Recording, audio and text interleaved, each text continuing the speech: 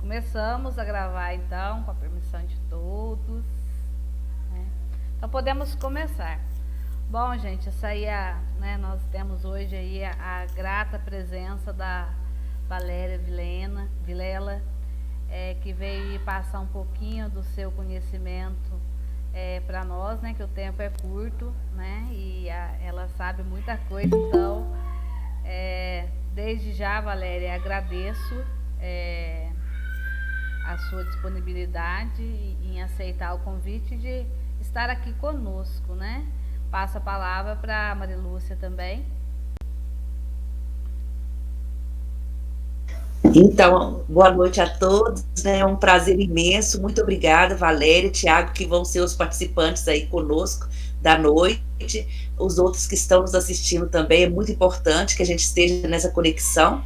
E o intuito é isso, né? Aprender a cada dia mais e fazer com que essas conexões possam produzir novas oportunidades e aprendizados para nós irmos além. E o nosso foco é o jovem, se ambientar e cada vez mais poder se sentir bem em qualquer área, né, da cadeia produtiva do café. É isso aí. Então, Valéria, o microfone é todo seu. Acho que, obrigada pelo convite, fiquei super feliz. Eu acho que aqui é uma relação de troca, né? Ninguém sabe tudo, quem sou eu para ensinar alguma coisa para vocês que estão todo dia lá na lavoura. Eu acho que eu tenho muito mais para aprender do que para ensinar. Eu estou há 16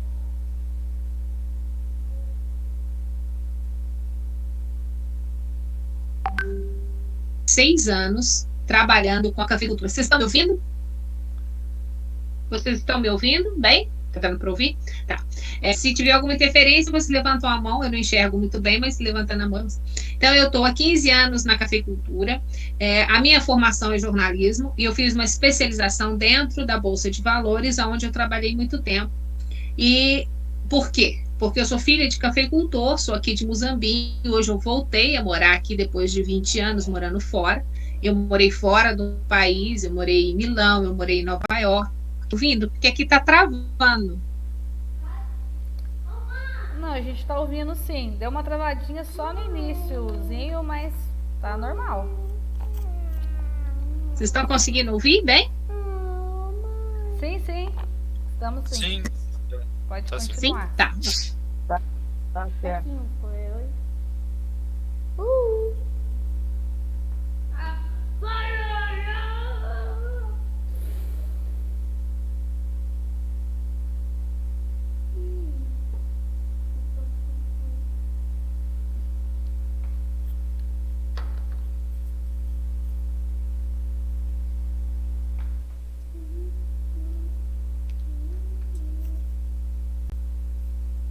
Ô, gente, vocês estão...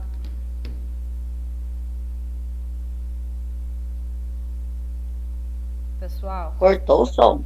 Cortou o som, né? Valéria, tá aí?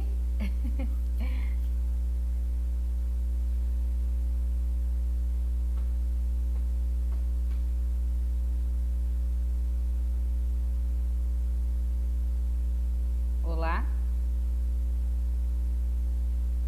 Acho que ela saiu para voltar novamente. O microfone está desligado.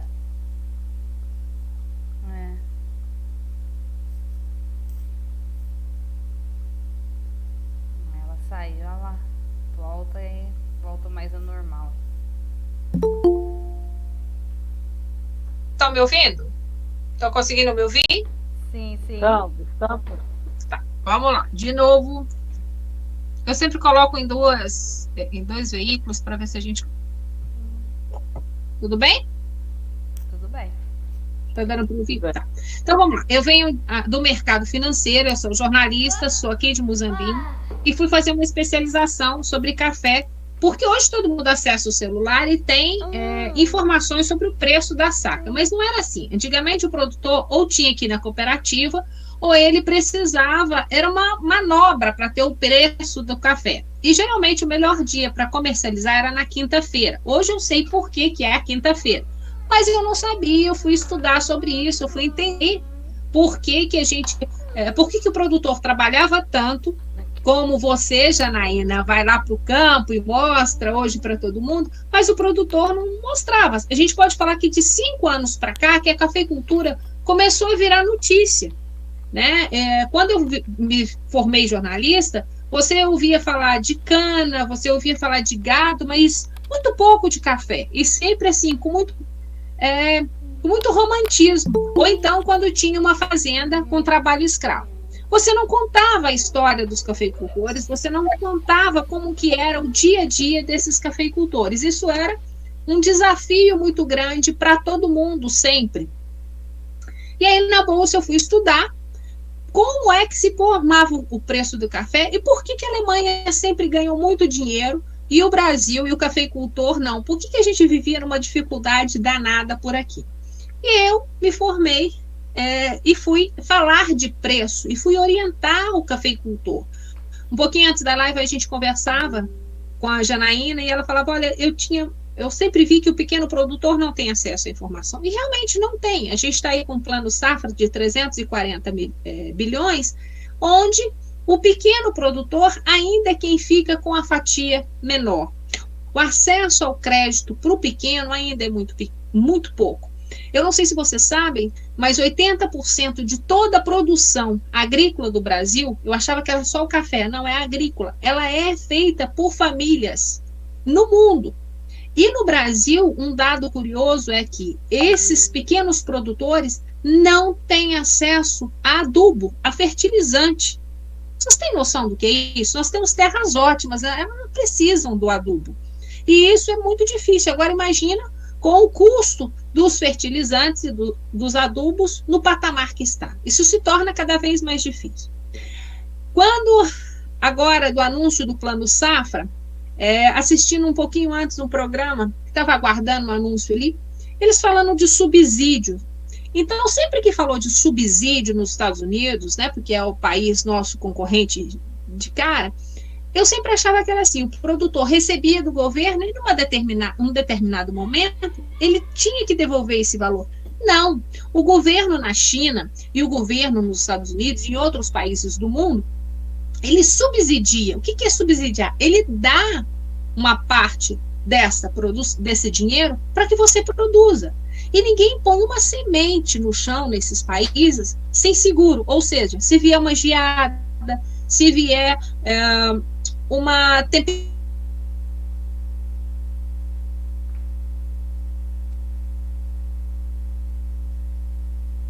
tempestade, ele tem essa... Estão me ouvindo? Voltou. Então, ele tem assegurado a sua produção através do seguro agrícola. Aqui nós temos uma parcela muito pequena de cafeicultores que fazem o seguro, por isso, quando tem uma geada, ele perde tudo, deixa muitas vezes a família sem nenhum tipo de renda. E a gente tem um outro fator que quando eu fui estudar não tinha, mas no meio do meu estudo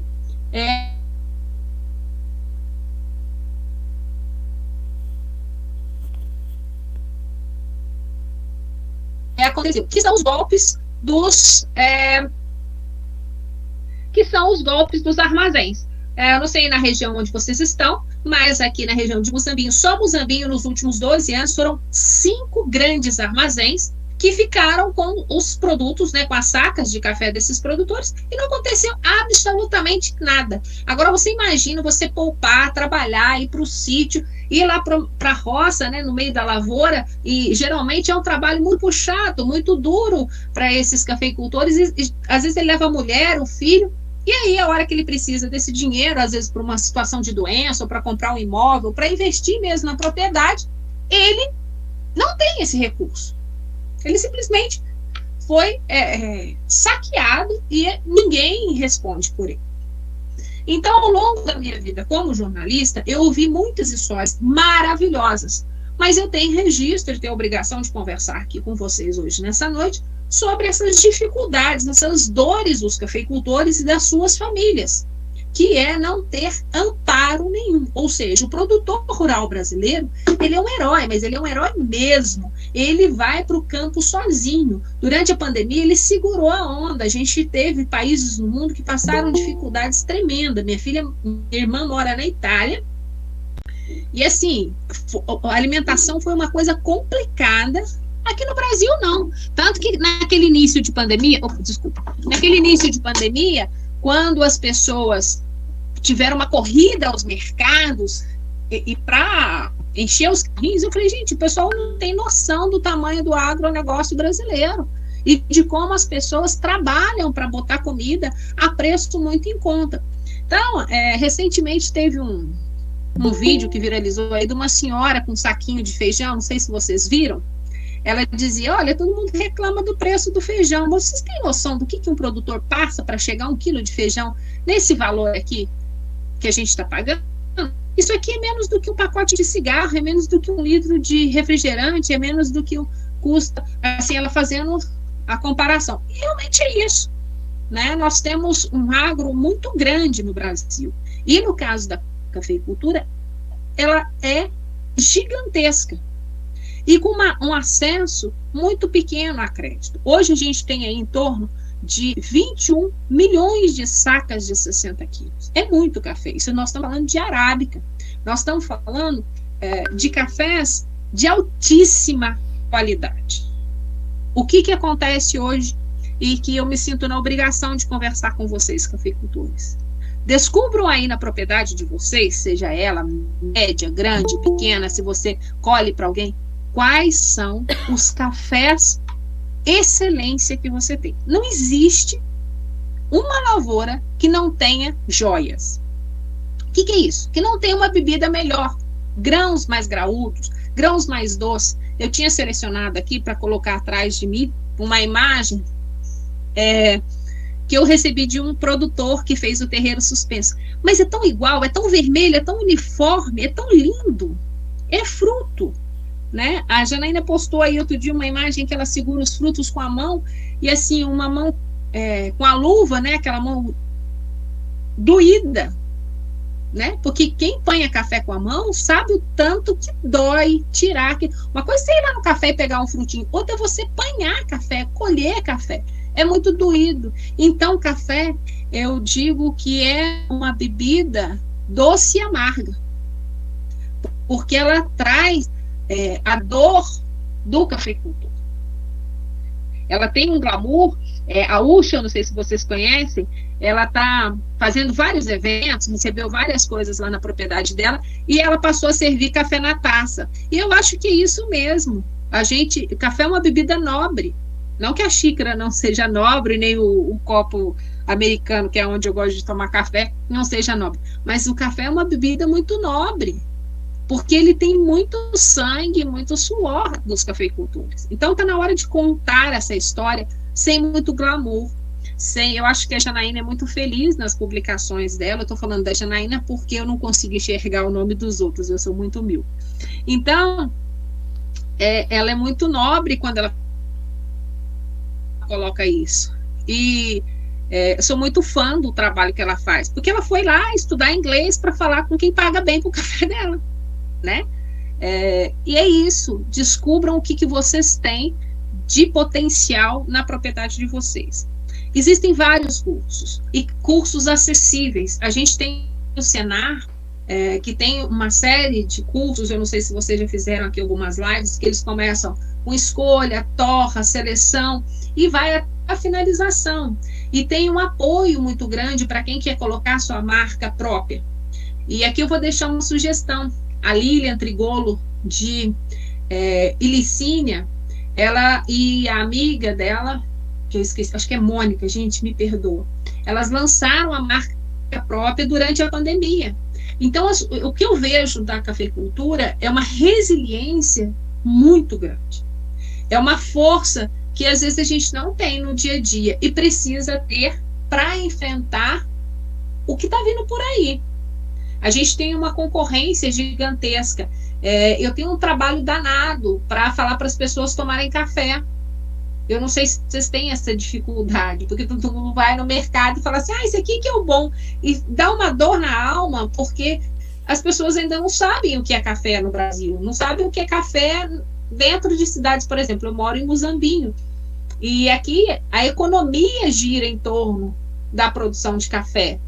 Esse ano o comércio vai sentir isso, porque não tem café, vai ter pouco café, o que tem o produtor vai vender, ele não vai investir como nos outros anos, comprar um carro novo, ou trocar o móvel, ou de repente reformar a casa. Ele vai investir às vezes na própria atividade ou guardar um pouquinho, porque a gente está num ano de recessão. Então o comércio vai sentir muito isso. E quando a pandemia deu aquele boom daquela, né? Todo mundo... Nós passamos muito bem, nós passamos muito tranquilos, porque foi uma das melhores safras dos últimos anos. Eu chorei dentro da minha casa porque eu não podia ir nas propriedades, eu só via as imagens de longe. Foi a safra mais bonita que a gente teve. E essa cafeicultura segurou a onda da economia, vocês sabem disso. Agora, é preciso ter uma pressão dentro das prefeituras. Eu não sei a cidade de vocês, mas aonde eu visito, os cafés não são produzidos, que são servidos nas prefeituras da nossa região, não são produzidos nos municípios. E são péssimos cafés. As pessoas responsáveis por licitação, elas seguem uma regra que é absurda, o menor preço. E licitação não é assim, é o menor preço, mas também que leva em conta a qualidade. Eu consegui, junto aos produtores aqui em Muzambinho, colocar uma máquina e colocar grãos para que as pessoas que viessem visitar Muzambinho tomassem, pelo menos na sala do prefeito, um café de qualidade. E aí, ensinar essas pessoas a tomarem café, que dureza que é. A gente teve aqui esse final de semana, quermesse, a festa de barraquinha, não sei se deve... Eu gosto demais, estava sentindo muito... E aqui eles fizeram a festa do milho, que é pamonha, tareco, milho verde, as especiarias. E eu falei, eu vou levar o café. Aí veio café sem açúcar e café com açúcar. E aí todo mundo queria tomar o café sem açúcar. Por quê? Porque o café sem açúcar, eu tenho uma reserva de um café muito bom aqui de uma produtora, ele é 94 pontos. E aí a menina pegou assim, a primeira pessoa falou, nossa, isso não é café, isso é chafé. Eu falei, pois é, chafé que o quilo custa R$450. Aí ela falou, duvido. Eu falei assim, olha, vem cá pra gente conversar. Então, quando alguém, você serve, né, quando você serve qualquer coisa na sua casa, o mínimo que manda boa educação, você dizer, não, obrigada por você ter preparado isso. E eu já tive inúmeras situações, mas assim, inúmeras situações de fazer cafés de altíssima qualidade, cafés caríssimos, e as pessoas simplesmente jogarem fora, virarem a garrafa na pia. Né? Eu tive uma experiência de cortar a alma de uma cafeicultora que me deu 200 gramas de um café muito especial, que ela vende para fora do país, ela vende para uma linha da França, e eu falei, era um momento especial na casa de um amigo, aí eu fiz uma garrafa e levei desse café. Na época, era assim, ela me deu 250 gramas, custava em torno, até o Marcos, eu não sei se ele está por aí, o Marcos estava comigo o dia que eu ganhei esse café. E aí eu servi numa ocasião muito especial e a pessoa pegou eu não consegui ler, a pessoa escreveu, mas eu não consegui ler, se alguém puder ler depois, eu não enxergo, sou muito séria. E aí, ela pegou a garrafa, tomou um pouquinho lá na cozinha e virou na pia, e ela chegou na sala e falou assim, Valéria, se desculpa, mas eu joguei aquele café fora, achei que estava muito fraco. Eu juro, gente, a lágrima escorreu aqui. Eu falei, olha, não é um café fraco, é um café de qualidade. Como as pessoas estão... Eu não preciso tomar café, né, sem açúcar, como todo mundo diz. Eu gosto de café docinho. Ok. Mas você pode experimentar um café diferente. Então, essa é o grande desafio hoje nosso. Oferecer café de qualidade para quem sabe apreciar. Eu parei de oferecer café de qualidade para quem não sabe apreciar. Isso eu já aprendi. Então, aprendo. Tem uma coisa que é bíblica que diz assim, não dê pérolas aos porcos. Né? Que quer dizer isso? Não ofereça o que é bom para quem não tem apreciação. Porque eu posso não gostar de comida japonesa, mas se eu for no Japão, na casa de um japonês, eu vou pelo menos ouvir a história que ele tem para me contar sobre aquele. Ninguém precisa gostar de café, mas tem que respeitar a história de quem vem trabalhando com um produto que é apreciado no mundo inteiro. Quando eu morei na Itália, tinha um programa lá que eu achava assim, o fim da picada. No final da tarde eu trabalhava o dia inteiro, chegava em casa cansada. E na Itália os homens é que cozinham para as mulheres, né? Deviam ser ordens, devia ser mundial isso. E aí eu chegava, meu namorado fazia o jantar, terminava o jantar, ele fumava, e as casas lá são muito pequenas, você não fuma em casa, você tem uma varandinha e fala, vamos tomar um café? Todo dia ele me chamava para tomar esse café, e lá a gente jantava assim, ele era de dia ainda no verão, e a gente ia tomar um café muito curtinho, e ele fumava, aquilo era ótimo, só que era assim, era um expresso muito especial, é o expresso da ilha, mas é o expresso nobre da ilha. E a gente sentava e ficava horas, a gente pedia 2 cafés e ficava horas. Eu achava aquilo, falei, gente, mas no Brasil a gente toma um cafezinho e sai, né? Aí um dia ele foi me explicar, quando você chama alguém para tomar esse café que você está tomando, é porque ela é muito especial. Eu te chamo todos os dias, porque esse é um café caro, ele custa mais do que uma garrafa de vinho. Então assim, eu vinha do Brasil, a terra do café, a terra de onde aqueles grãos eram selecionados, e eu não sabia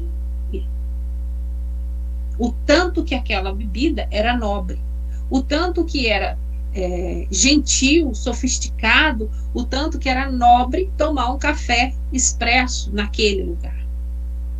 Então, assim, ninguém tem culpa de não ter conhecimento, mas nós que vivemos na região do café, nós que vivemos do café direto ou indiretamente, porque se você está numa região que produz café, automaticamente, de alguma forma, sua renda vem do cafeicultor. Ou porque ele paga imposto, ou porque você tem uma loja. De alguma forma, o trabalho do cafeicultor faz com que a sua vida financeira seja dinâmica. Você tem a obrigação de conhecer um pouco. É a mesma coisa que você chegar em Roma, eles vão saber um pouco da história. Pode não saber tudo, mas eles sabem alguma coisa. E ele vai te falar com orgulho. As nossas crianças, filhas de cafeicultores, por muitos anos, elas foram humilhadas, discriminadas. As nossas escolas rurais, muitas delas, foram desativadas na área rural. Ah, porque tem pouco aluno, porque tem 3, 4 alunos. Mas são 3, 4 filhos de produtores que vão ficar na terra e vão gerar a economia desse município, desse país. Então, assim, a gente tem uma inversão, né, com o agro no Brasil. Uma inversão muito grande. O filho do produtor, agora que tem carro para vir para a escola, antes ele tinha que vir a pé. Às vezes andava a distâncias gigantescas, e isso nós não estamos falando do século passado, nós estamos falando de décadas, muito pouco tempo. Agora, durante a pandemia, quem é que foi prejudicado? O filho do produtor rural. Vocês devem ter visto isso. Crianças embaixo de árvore, que andavam, subiam o morro. Vocês devem ter visto essas histórias. Porque parece que foi algo. Nós estamos falando aqui na internet, mas quanta dificuldade ainda tem para que a internet chegue no campo?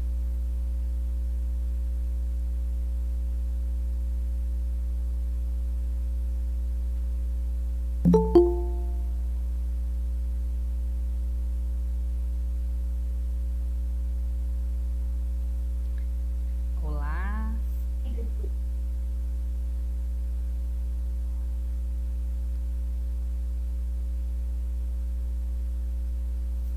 Gente, só travou para mim e para todo mundo. Aqui Tá também travado, já eu não tá vou- travado. Travado. Gravado. Boa noite a todos. Boa noite, sejam todos bem-vindos aí. Boa Quem noite. entrou aí. A Deu? gente hoje está gravando a live, Caiu, viu, né? gente? Tudo certinho? Deu? Tudo bem? Aqui voltou. Voltou Voltou. agora. Voltou, Valéria. Pode continuar aí.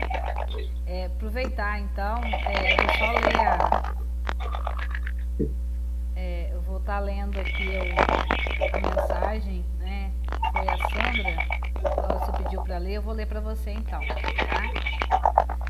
A Sandra disse que ela entrega na Prefeitura de São Gonçalo do Sapucaí para todos os escolas da Prefeitura.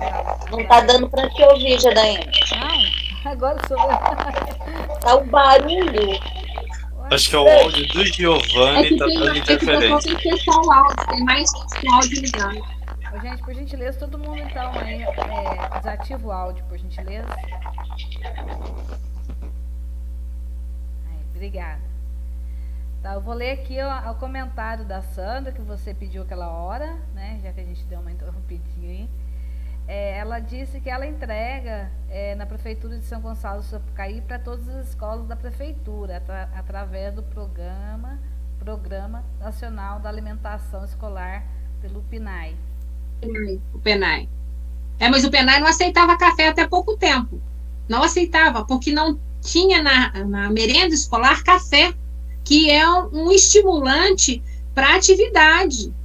Né? Quantas vezes você toma café para conseguir estudar a tarde inteira, para concentrar, para ter mais atenção?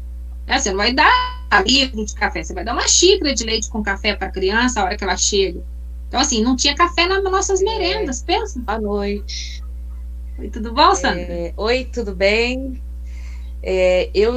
Essa lei, ela saiu em 2008 e eu comecei a fornecer em São Gonçalo em 2009, já vai para 12 anos que eu entrego café para eles. Não são todas prefeituras, realmente precisa ter, mas em São Gonçalo são 12 anos que eu entrego café lá, graças a Deus. Então, as São Gonçalo do Sapucaí. E eles são fortes. Isso, é forte lá. E eles pegam vários produtores rurais. Hoje tem muitos produtores. Na época era só 4, porque tinha aquela coisa da prefeitura querer pagar um valor irrisório, como você comentou, mas aos poucos fomos colocando a qualidade acima e conseguimos negociar preços mais próximos do que a gente vende no mercado mesmo. Então, em São Gonçalo, independente do prefeito, tem andado muito bem lá, graças a Deus, para os pequenos produtores familiares. Parabéns para você. Para saber. Obrigada. Como que é o preço desse começar? Tem mais 5 minutos.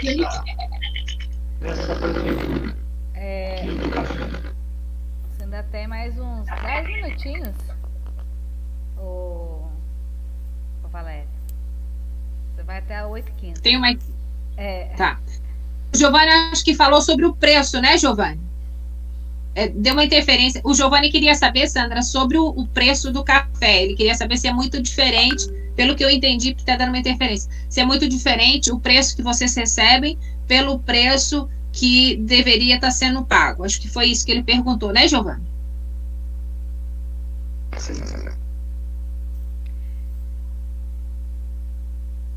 Eu não ouvi. Bom, da parte de hortifruti, eu não sei os preços, porque eu não trabalho. Mas o café, eu entrego para eles um café fino, não é o café especial que eu produzo seletivo, mas é um café limpo, bebida dura, né? E eles me pagam, agora nós vamos ter que negociar o próximo semestre, né? Porque subiu tudo, mas eles estavam me pagando R$34 o quilo, né? Que estaria aí na faixa de uns 17, que era o preço de um café, né? Do que está no mercado, de uma média que eles fizeram, e que eu coloquei também que seria viável dentro disso, que a gente sempre tentou fazer uma coisa que ficasse bom para eles e bom para mim, né? Então, o meu café é esse valor. Agora vamos ver daqui para frente, no próximo contrato, como que nós vamos fazer, porque subiu tudo, não é? Mas assim, e é sobre todos isso. Os anos eu sempre tive uma aceitação. E é sobre isso que eu quero finalizar, então. O que é importante, o que eu quero deixar de aprendizado para nós todos? Tivemos aí uma pandemia e, em sequência, uma guerra que trouxe alta de custo de tudo. E valorização dos commodities, menos do café, que teve uma retração nos seus primeiros preços, e agora, por conta de termos uma safra muito abaixo daquilo que se esperava, ele está firme. Mas os preços estão firmes não porque temos uma política de preço, não porque o café é reconhecido, mas porque o dólar, que é quem marca a nossa moeda, o nosso café, está valorizado. É por isso. Então, nós precisamos começar a usar uma coisa que está em desuso, né? Todo mundo agora é digital, mas é a caneta. E quando eu falo usar a caneta, é fazer conta de centímetros. Eu cansei de ver gente dando café. Eu vou usar de novo a história da quermesse. Cheguei lá na quermesse e os meninos falaram: nós não vamos dar café, Valéria, nós vamos vender por R$4, porque aqui nós precisamos desse dinheiro para fazer a manutenção da casa, que era uma festa para manter uma casa que recupera pessoas que tiveram problemas com drogas ou com alcoolismo ou moram na rua, então a gente precisa. Então a gente não vai dar esse café. Eu falei: pronto, podem contar comigo sempre que precisarem de café. Chega de dar café. Vocês, quem já teve a oportunidade de sair do país, por exemplo, nos Estados Unidos, você vai lá colher abóbora. Você colhe quanto de abóbora você quiser, mas na saída você pesa e paga. Você compra um cálice e toma quanto de vinho você quiser, mas você não ganha. Por que café ninguém quer pagar? A gente tem uma cultura de não pagar café. Prestem bem atenção. Todo mundo quer ganhar café. Ah, me dá um cafezinho, me dá. Você não tem um cafezinho? Por exemplo, eu cansei de fazer degustação em mercado, em supermercado. E a gente estava ali para vender, não para dar café. A gente dava uma xicrinha, mas para vender. Pessoas às vezes voltavam 1, 2, 3. Tudo bem. Na quarta eu falava: olha, você gosta de café? Eu gosto. Eu falei: então você vai experimentar sem açúcar. Então você tem que ter uma troca. Tem que ter um momento que tem uma troca. E aí, para encerrar, é importante fazer conta, é importante valorizar o seu produto, porque por mais que seja isso doído, se você não valorizar, ninguém vai valorizar. Eu demorei muito para entender que se você não colocar preço no seu produto, alguém põe. E quando alguém põe preço no seu produto, não é o que você queria.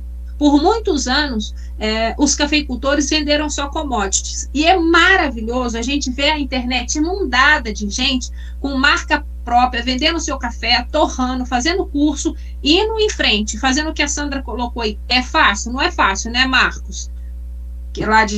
Marcos tem uma associação que uma hora chamem ele para contar que dor que ele passou para essa associação.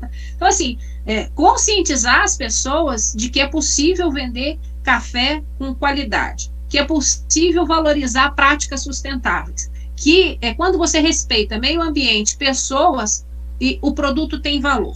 E aí, para fechar, quero deixar aqui o exemplo que eu conheço de perto, que é o trabalho da Asprocafé, que faz parte dos cafés vulcânicos do Brasil, e também da BR, que é uma Fair Trade, né, que é o comércio justo, que é realizado pela Cooper Vitae em Nova Resende. São 120 produtores numa cooperativa, que hoje tem já a sua indústria, eu posso falar assim, né, de energia solar, e recebem por isso. E não tem café fair trade no mercado. Vocês sabem, se não tem café commodity, imagina fair trade. Então, eles são valorizados sim por isso. Dá o trabalho? Nossa, dá muito trabalho.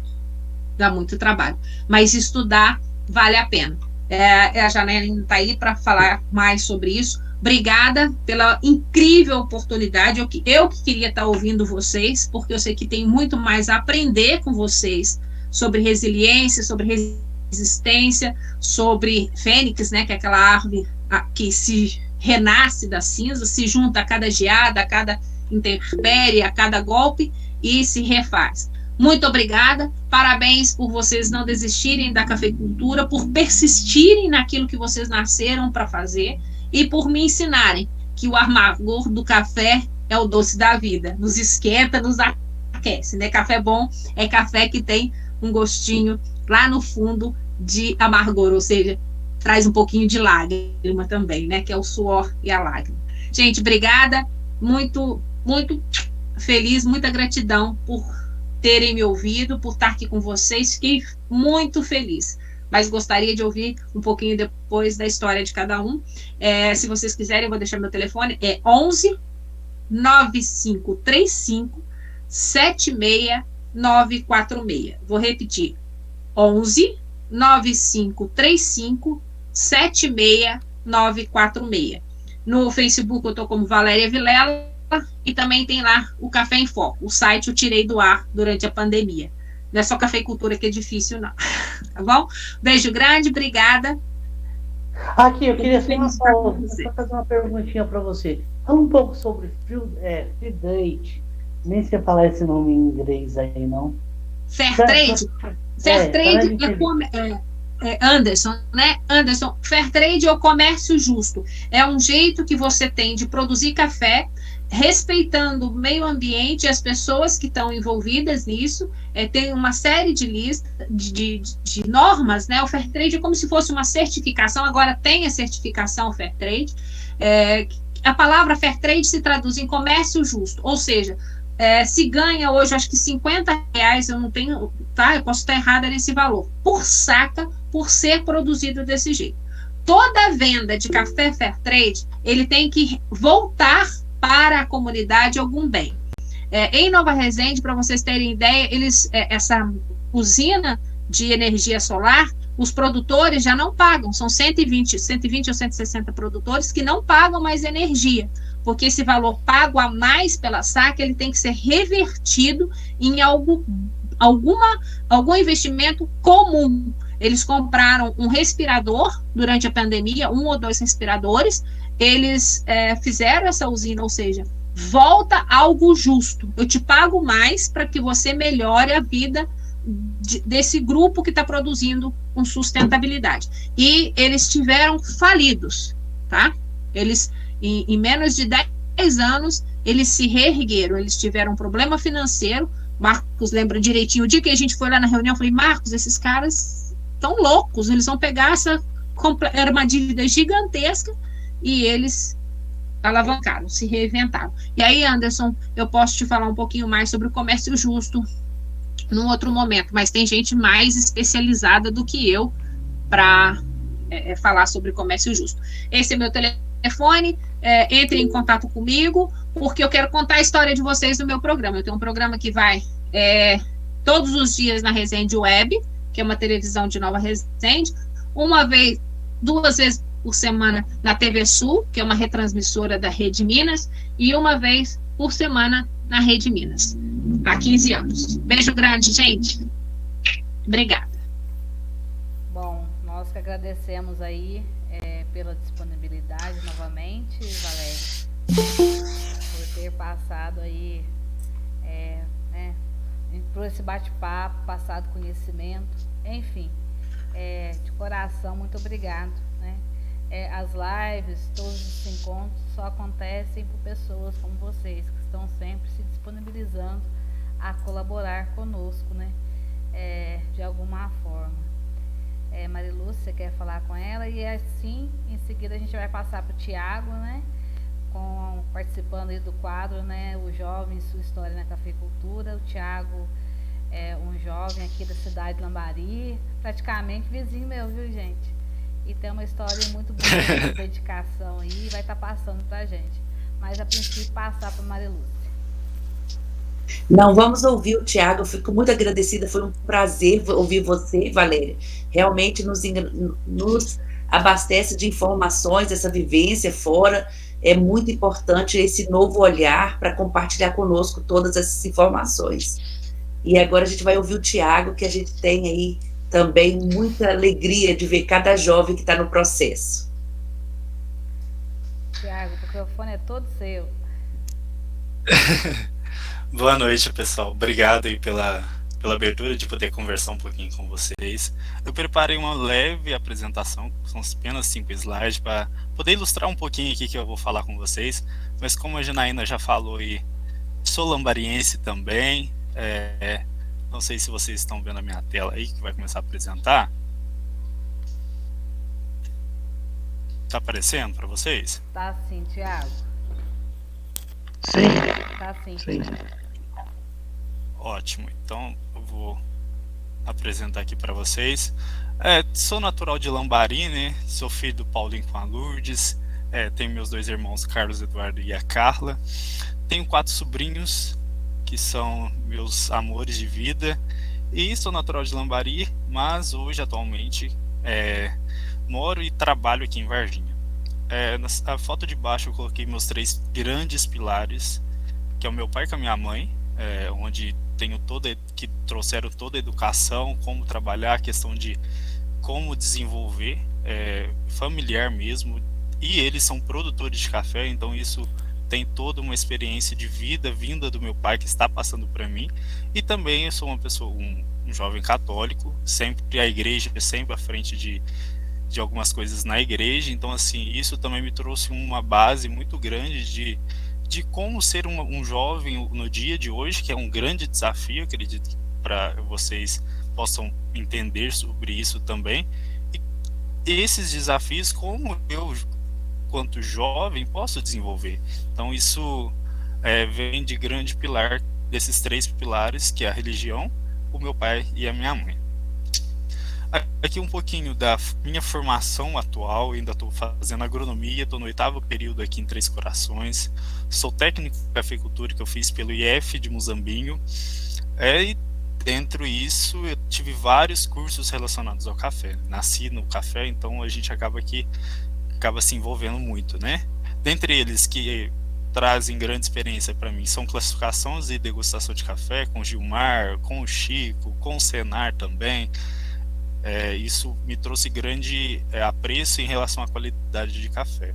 Gestão da propriedade rural que eu fiz justamente buscando entender um pouquinho mais de uma propriedade rural, olhando para a gestão da propriedade, o que isso impacta, como isso traz para nós jovens oportunidades de continuar no meio rural, porque o jovem hoje às vezes tem muito anseio por tecnologias, por novas experiências, então eles buscam como que a gente pode fazer isso. Então a gente pode procurar uma gestão, uma qualidade do café, entre outras oportunidades, né? Então esse curso trouxe para mim já uma abertura maior de leque para entender um pouco mais sobre a propriedade rural. Também fiz o curso de novas lideranças rurais pela FAENG. Esse curso foi para mim fundamental no meu desenvolvimento. Eu fiz em São Lourenço, foram vários módulos, foi um curso onde eu aprendi muito e foi um curso que começou a me direcionar para o mercado. O que eu queria fazer e como eu queria fazer. Eu falei, não, eu quero desenvolver. Eu venho de uma cidade pequena, com muito produtor pequeno. Eu falei, não, eu quero ajudar a desenvolver. Como que eu posso fazer isso? Como que eu vou fazer isso? Então esse curso me ajudou muito a começar a direcionar os meus trabalhos, que eu vou apresentar um pouco à frente. A minha experiência profissional hoje vem desde pequeno, né? Nasci no café, como a gente fala, né? Lá no sítio dos meus pais, lá em Lambari.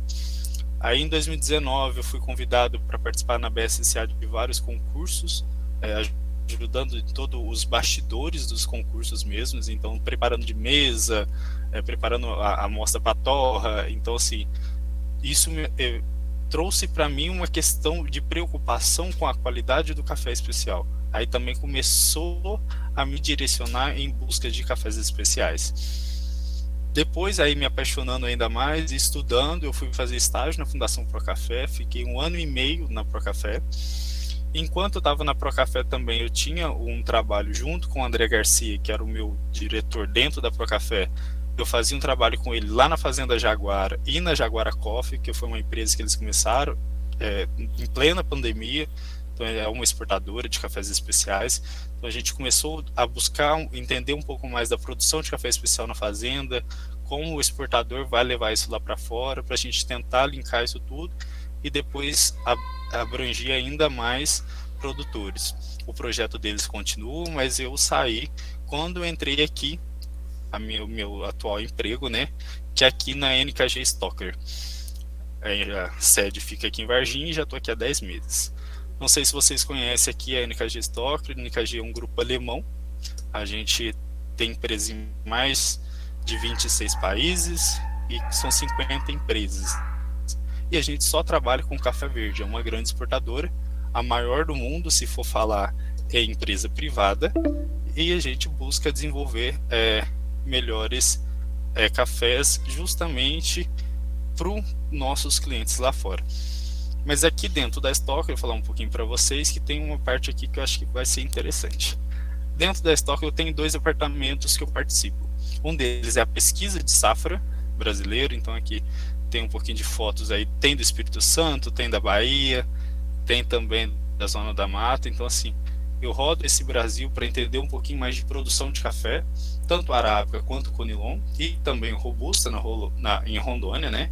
Então assim, a gente busca entender um pouquinho de pesquisa, safra brasileira, qualidade do café, venda de café pelos produtores, o que os produtores estão procurando entender dentro das propriedades locais, o que acontece no Espírito Santo, o que acontece na Bahia, o que acontece no leste de Minas, que vem para o sul de Minas é totalmente diferente, vai no Cerrado. Então, assim, a gente buscar entender um pouco isso para poder dar um parâmetro aqui para a nossa empresa em relação à safra brasileira. E aqui vem a segunda parte, onde eu quero trazer um pouco mais de foco, que eu trabalho também com sustentabilidade e qualidade de café dentro da empresa. Na parte de sustentabilidade, a gente trabalha principalmente com certificações, onde nós podemos trazer para os produtores oportunidades de mais selos. Dentre eles, eu tenho um grupo de pequenos produtores, igual o marido da Janaína até faz parte desse grupo, de produtores que querem certificar o Rainforest, que está uma norma bem difícil, mas de pequenos produtores na cidade de Lambari. E a Stocker gerencia todo esse grupo e eu sou o administrador, a pessoa da Stocker dentro desse grupo, para gerenciar e buscar uma certificação para esse grupo, que hoje são 25 pequenos produtores, onde eles buscam agregar valor com a certificação. Então a gente gerencia e ajuda nisso, nessa parte de certificação. Em certificações, a gente também tem outras certificações que a gente trabalha, igual a CP, que é a da Starbucks, tem a própria certificação da empresa. Então, dentro da sustentabilidade, a gente traz os projetos desenvolvidos pela empresa, por nossos clientes, às vezes até acontece, e leva aos produtores. Dentro da sustentabilidade, a gente sempre vai olhar meio ambiente, que não tem como, e parte trabalhista, social de uma propriedade. Mas a gente não, o nosso trabalho, principalmente o meu, não é chegar em uma fazenda e buscar para o produtor qual é a definição do critério e o que ele tem que fazer. A gente tem uma visão diferente. Como eu sou filho de produtor, venho de propriedade, a nossa visão, quando a gente chega no produtor, é juntamente com o produtor como que a gente vai cumprir determinado critério exigido por uma certificação. Não é simplesmente chegar para o produtor, você tem que fazer isso. Não, o produtor tem que fazer nada, ele é dono da própria terra. Então, nós que estamos entrando no que é dele. Então, assim, a gente é um olhar diferente para o produtor, e o produtor é o dono do mercado. Se ele quer vender, ele vende. Se ele não quer vender, é dele o produto. Então, isso que a gente faz também dentro dos nossos programas de sustentabilidade. A gente ajuda o produtor a se desenvolver e, se for viável, a gente ajuda a desenvolver. Se não for viável, a gente pode procurar uma outra forma viável, o que a gente pode ajudar o produtor. E também o ambiental, que a gente ajuda os produtores a orientar para cumprir principalmente com as leis brasileiras, para que uma fazenda que a gente trabalha, né, não possa em algum momento ter uma questão de legislação brasileira, foi lá, teve uma fiscalização, não deu muito certo. Então, assim, a gente ajuda os produtores a dormirem mais tranquilos. E isso também é um papel de um exportador. O exportador não quer simplesmente ir lá comprar um café e pronto, não. Nós, NKG Stockers, não temos essa visão. Nós somos parceiros do produtor. A gente vai apertar lá fora. Nós temos que estar do lado, tanto que a NKG Stocker, não a Stocker, mas a NKG, que é o grupo alemão, né, tem uma fazenda em Santo Antônio do Amparo. Então a gente sabe como produz café. Tanto que no nosso time também tem vários produtores de café. Ou seja, a gente ajuda os produtores a se defender e não simplesmente sempre chegar com vários documentos e o produtor, tá bom, eu vou fazer. Esse não é o nosso método de trabalho. A gente ajuda o produtor, às vezes até defende um produtor perante alguma certificação, perante alguma auditoria externa. Aqui tem algumas fotos do meu trabalho aí desenvolvendo.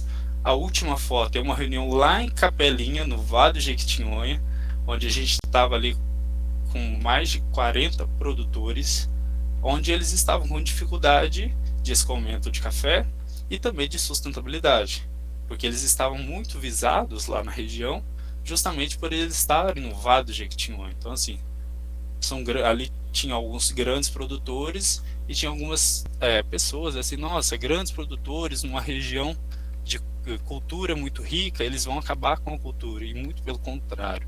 O trabalho deles é de justamente ajudar essas comunidades locais a desenvolver a cultura deles, a trabalhar. A gente foi ouvir um pouco esses produtores para chegar aqui e poder defender esse produtor no futuro. E lá agora a gente vai começar um trabalho até com pequenos produtores para ajudar a desenvolver, porque lá tem muitos maquinistas nas regiões que coletam os cafés dos pequenos e depois não é valorizado. Então isso a gente também não quer que o produtor pequeno passe por isso. A gente quer valorizar o café, independente se ele é pequeno, se é médio ou grande. A gente quer ajudar a desenvolver. E dentro da qualidade, a gente busca aí também levar para o produtor oportunidades de qualidade, né? A gente até brinca aqui, a gente quer que o produtor produza o melhor café. Se eu vou pagar caro, eu não sei, mas se eu não pagar, eu vou fazer alguém pagar caro, porque também, se é um café de qualidade, tem que ser pago pela qualidade. Não é o perfil muito da empresa, cafés especiais e tudo mais, mas se não é meu perfil, eu vou fazer alguém pagar caro pelo café especial daquele produtor que eu conheço a história, que eu ajudei a desenvolver. Não tem vínculo nenhum com a gente. Esse é um pouquinho do meu trabalho aqui dentro da Stockler, e pretendemos ampliar ainda mais esse nosso trabalho aqui no sul de Minas, principalmente. Justamente eu estou aqui no sul de Minas, para a gente poder ajudar os produtores a se desenvolver. Esse é um pouquinho da minha história, do meu trabalho, do meu dia a dia. Se alguém tiver alguma dúvida, tem meu telefone, o meu Instagram. E coloquei uma xícara de café no fim com a nossa logo aqui, justamente para desejar a todos uma excelente safra. A gente está aí para trabalhar e desenvolver muito esse ano. Se Deus quiser, quem sabe desenvolver ainda mais a cafeicultura brasileira. E como vou até parar a apresentação aqui agora, a Valéria estava falando, eu acho que a gente tem que defender ainda mais esse café brasileiro. Acho que isso é uma das missões aqui, minha até dentro da empresa. Eu venho de pequenos produtores, a gente está lá pequeno e a gente tem que defender esse pequeno produtor. A gente tem que buscar, tem que correr atrás a desenvolver todos.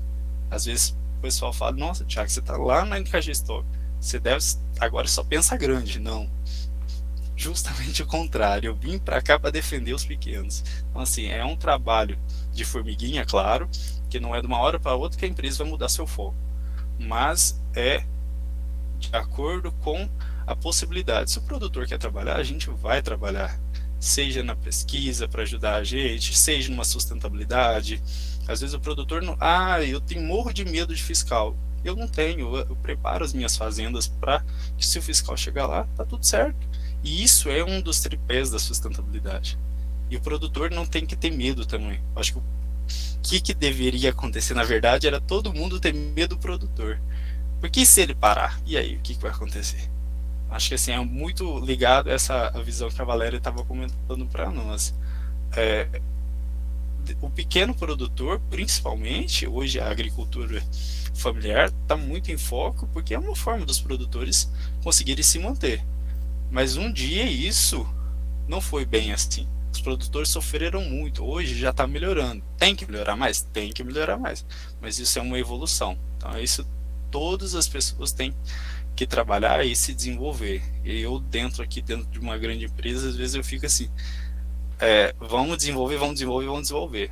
Mas a gente tem que realmente, não só, esse Stockler fez, não. Independente, não quer mostrar nada. A gente tem que ir e fazer. A gente não quer simplesmente aparecer. Só interrompendo você. Acho que tá dando a hora, né? Já tá 1 minuto aí. Às vezes a gente apaga de uma vez, né? Eu que apago, não. Agradecer aí o Thiago, a Valéria, a todos pela participação. Parabéns aí pelo trabalho que desenvolve. E eu acho que é uma Muito obrigado, Valéria.